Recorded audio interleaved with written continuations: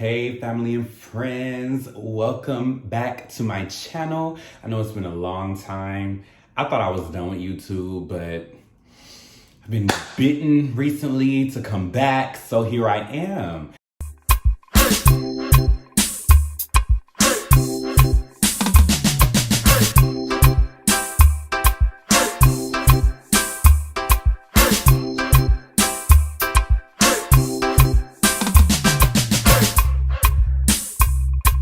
I am Tony Milan, and today we are going to be talking about this date that I went on.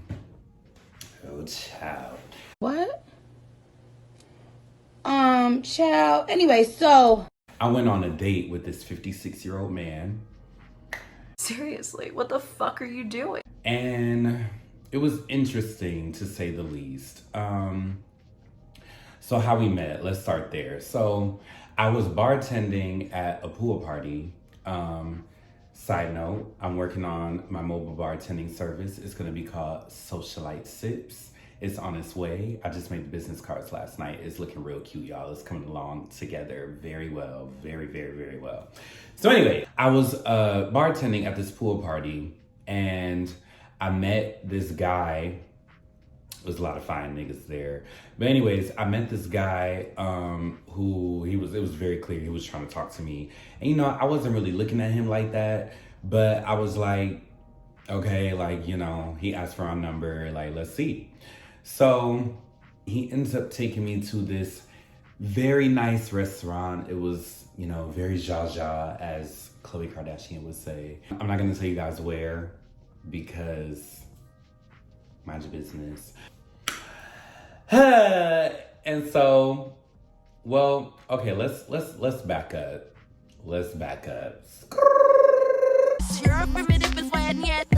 While we were at the pool party, we were having good conversation. He was like, you know, I'm living for the younger gays because, you know, y'all making being gay and black look fabulous again, and it's not, you know, ridden with like death and sickness and blah blah. And I was like, okay, like, you know, seeing someone from his generation, like I could see, you know, he saw things that I didn't, so I could see why he would say something like that. And then he goes on to say, although he's happy that there's more representation in the media of gay black men or queer black men in general, he was like, I feel like there's an agenda to emasculate the black man, though, at the same time. Then I was like, well, hold on on that. Hold on. Now hold on. because that's something you usually hear from a homophobic person who has a problem with gay representation, period. So seeing that he's very obviously a gay man, I was just like, what's your angle on this? Like, that's not something I would expect you to say. So I asked him to explain, and he was like, it's just all of the gay representation that we get, they're all wearing dresses and heels, and I don't want to wear that. I don't want to put on makeup. I was like, okay. And then he's like, when I go to Lenox Mall and I see the guys walking around with makeup on and they got the heels on and stuff, like, why would you invite the opportunity for people to laugh at you? Wait a minute. Who are you? And I was just like, okay, I y'all know me, I gotta say something, okay? Like, I can't just be quiet. So I was like, I don't think. Then he cuts me off before I can even say anything. That's something that really aggravates my soul. Like, it gets my skin boiling, because never did you just cut me off. He goes on to say, like, Lil Nas X, you know, I love what he's doing. He reminds me of Madonna. I remember when Madonna was kissing girls on stage and blah, blah, blah. And now he's doing it, you know, with the religious motifs and blah, blah, blah. And I'm like, yeah, like, okay, I never made that connection. I get that. I get that. But then he goes on to say, with his heels and his makeup, like, I love that he's doing that, but is that really him? What side are you on? Like, what side are you on? Because on one breath, you saying you like it, but then on the other hand, it's like you discounting it. And it's like, so I ended up saying to him, I was like, I don't think it's necessarily an agenda, not in the way that you're thinking, I don't think. Being famous, a part of being famous, a part of having the public eye is disruption. You know what I'm saying? Like, part of being famous is being skilled at disruption, whether it's you just naturally are a disruptive person or you know how to curate disruption. You know what I'm saying? So with that said, a black man especially who has the shackles of toxic masculinity amplified on them is going to raise more eyebrows if he's wearing makeup, wigs, heels. That's just naturally gonna be more of an attention grabber, more of a conversation starter than the gay black dude who you won't know he's gay unless he says so. They're more famous, or they have more of the public attention because they're more disruptive. It's more to talk about. It's more against what everybody else has been programmed to be okay with. So therefore, everybody's talking about it more than you. You know, already you're giving me heteronormative vibes, and I don't really think this is gonna work. Also, you're 56, so I never thought it was gonna work in the first place, but like, I didn't think I was gonna have to deal with that. You know, I just thought, I don't know, I be having high hopes for the gays, like, oh, he's gay, so he's not gonna be like hyper masculine or, you know, but y'all be proving me wrong time and time again, I'll be so mad about it. Fast forward now, we go on this date. It was very nice. The food was lit, the ambiance was giving, everything was giving. It was cute. I had some nice Prosecco, like, you know, I was wine and dine, I'm not gonna lie. I was wine and dine, and we love that. We love that. We appreciate that. We demand that, okay? In the conversation, you know, he's saying to me how he wants love and he is a widow. He was in a 23-year relationship. Let me take a sip, child. He's like, you know, I'm 56. Like, he just kept on reminding me. Strike and strike and strike and strike and strike and strike and strike and strike and strike until you have victory. Over and over. Manda aka ata raka teda baka sanda ata ambo osa kata rite. And over again, how old he was. And he just kept on, like, it was just so, like, okay, like, I'm trying to forget that you're, like, older than my parents. My parents are still in their 40s. Like, I'm trying not to think about that, but you keep on bringing it up. Stop doing that. You know, I'm so old, and, you know, I don't want to be, I'm not a sponsor, and I'm not gonna, you know, these young guys think you're supposed to just give them money. I hope you're not talking about me, because I'm not trying to use you for your money, baby. You took me on a date. I didn't ask you to go on a date. So I went ahead and said, I was like, let me just make it clear right now, like, I'm not trying to use you for your money. I'm not trying to do all of that. If you gonna give me some coins, and if I could shake some coins out, but that's not my objective per se. So anyways, I was just enjoying the food, enjoying the date. Food that I ain't had to pay for always tastes better than food I gotta pay for. He ends up saying, you know, he's looking for love and everything because he's older and blah, blah. And I was like, I get that, but baby, I'm 24.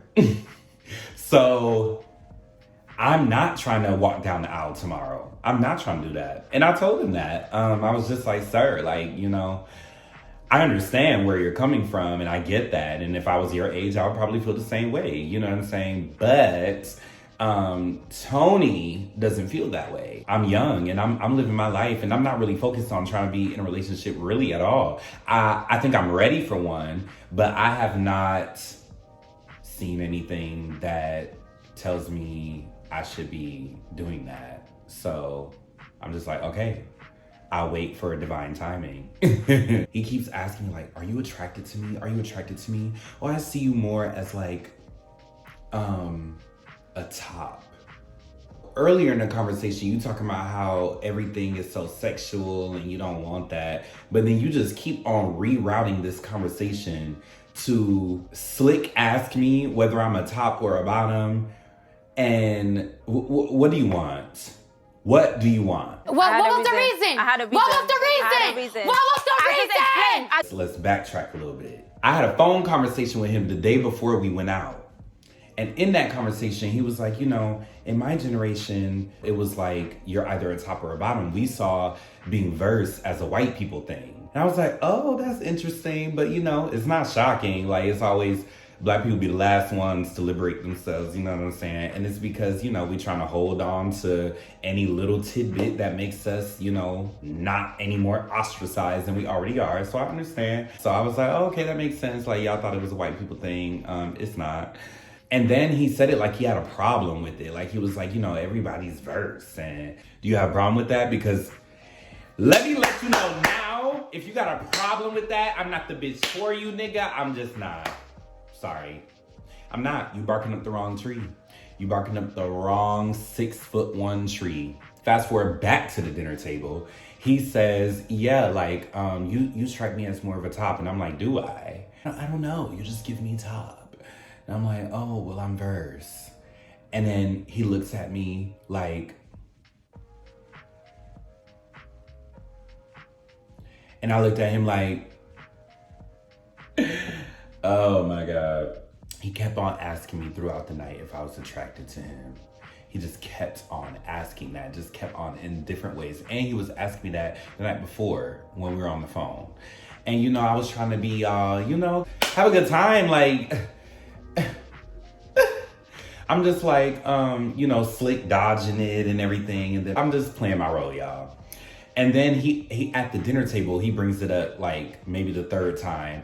And he says, you know, if you're not attracted to me, Tony, you can just say that. And then I was like, sir, if you're looking for someone to appease your ego, I'm not gonna do that. Then it turns into this whole other conversation. He gets a little attitude with me.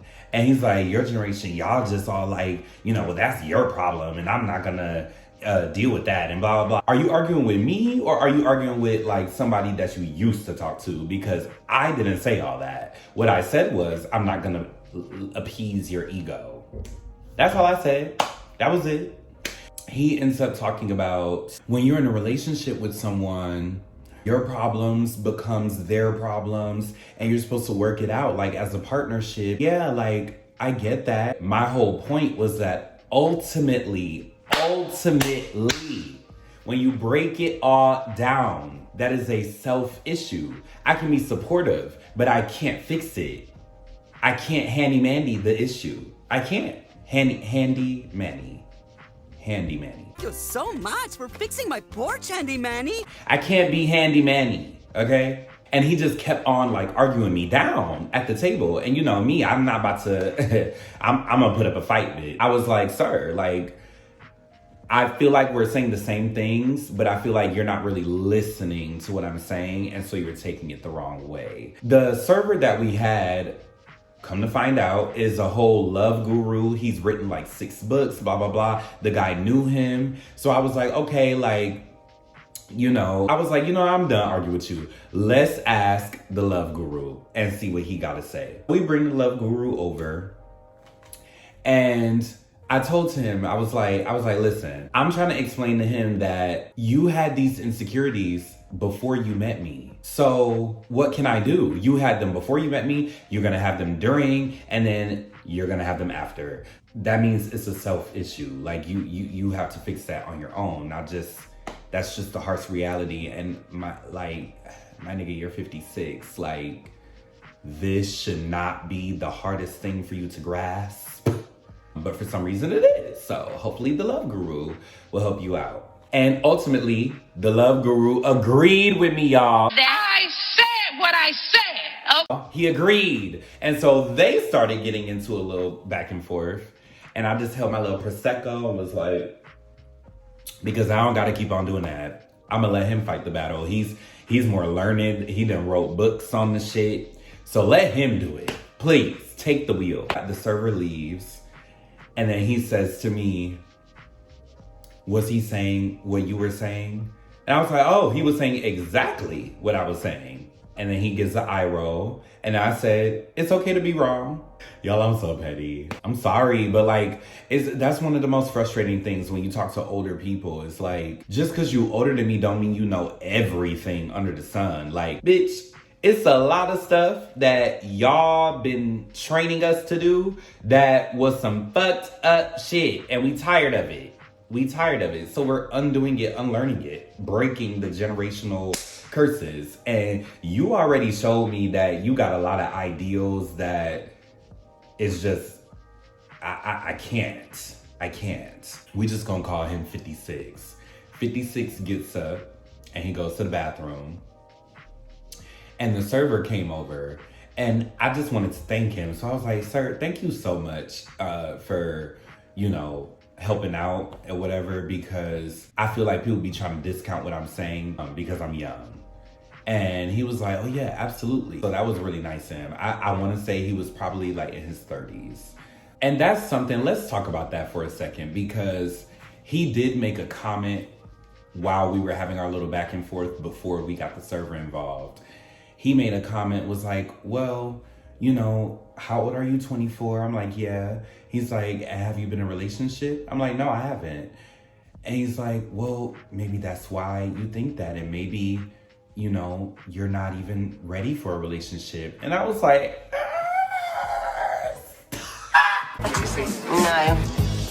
No. right there. Stop it right there, because now I'm about to bust your lip. I really am. Not you trying to tell me what I'm ready for and what I'm not ready for, and then you trying to discount what I'm saying because of how old I am. Don't compare yourself to me. They would never make. Baby, if a 3-year-old was saying it to you, it's still true. You're dodging the accountability in the conversation. That's your problem. That's not a me problem. That's not a 24 problem. That's not a never been in a relationship problem. That's a you problem. I cut him off and I was like, no, I do feel like, that I'm ready for a relationship. I feel like I've been ready. I just haven't met nobody that I want to do that with. And so I'm not going to rush it or force it, period. And then 2, my age doesn't have anything to do with what we're talking about. Stay on topic. The fact that I haven't been in a relationship is by choice. It's very deliberate that I have not been in a relationship. It's not that I've never had the opportunity. It's that I've never had an opportunity that makes sense. In the name of Jesus. I've never been presented with an opportunity that makes sense. So therefore, I've never forced it. And you know what? I've saved myself a lot of trouble for it.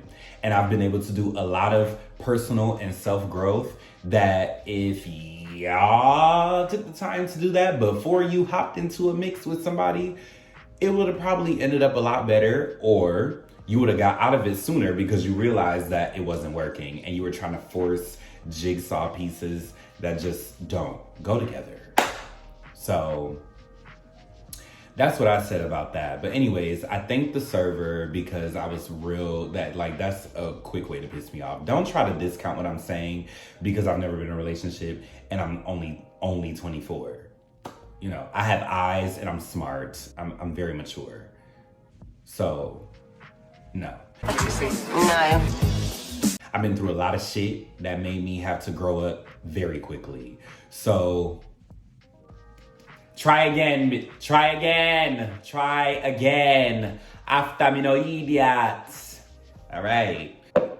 Anyways, y'all, that was the date. Are we gonna be on the second date? Absolutely not, okay? Absolutely not. It was my first time being on a date with someone that much older than me. And, on one hand, you think I need to talk to somebody older because, maybe they more mature. And this was definitely like a trial run for me. 56 is definitely pushing the limit for me. But I was like, you know, let's just see like what the conversation could be. What do you want to talk about? It wasn't giving. No, it wasn't giving. It was giving you have a lot of unlearning to still do. And I am not a Jan Levanzant, so I'm not about to fix your life. I'm still trying to fix mine. You know what I'm saying? I am not Bob the Builder. This is not Build-A-Bear Workshop. I'm not doing it. Anyways, y'all, that was my date with 56. If you made it this far into the video, thank you so much. I am going to try to upload, by the grace of God, I'm gonna try to upload at the very least twice a week, but I wanna do 3 times a week. So y'all, excuse me, y'all pray for me, because I really wanna do that. So comment, like, share, subscribe, and help your boy out. Again, my name is Tony Milan, and I will see y'all next time.